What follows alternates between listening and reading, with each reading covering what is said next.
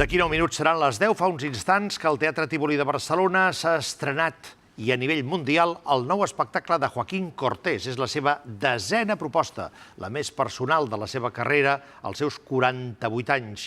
Títol i què has vist fins ara? Jordi, bona nit. Bona nit, Josep. L'espectacle es titula Essència i vol ser un recorregut autobiogràfic per la vida del mateix Joaquín Cortés, des que era petit amb els seus somnis i les seves il·lusions, a l'actualitat amb els seus triomfs per tot el món. Avui s'ha fet la primera de les funcions, de les 11 funcions aquí al Tívoli, i ja veieu, està en plena forma.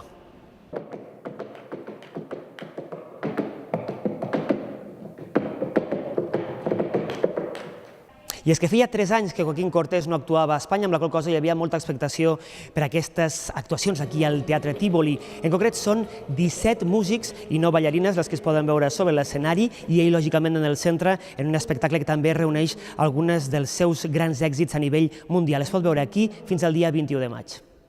Yo creo que me queda mucho por hacer, lo que pasa que lo importante es seguir soñando con esta maravillosa profesión que es muy sacrificada. Y bueno, yo creo que sigo teniendo ese niño dentro que tenemos todos, que además ojalá que nunca lo perdamos, porque ese es el mundo de la fantasía.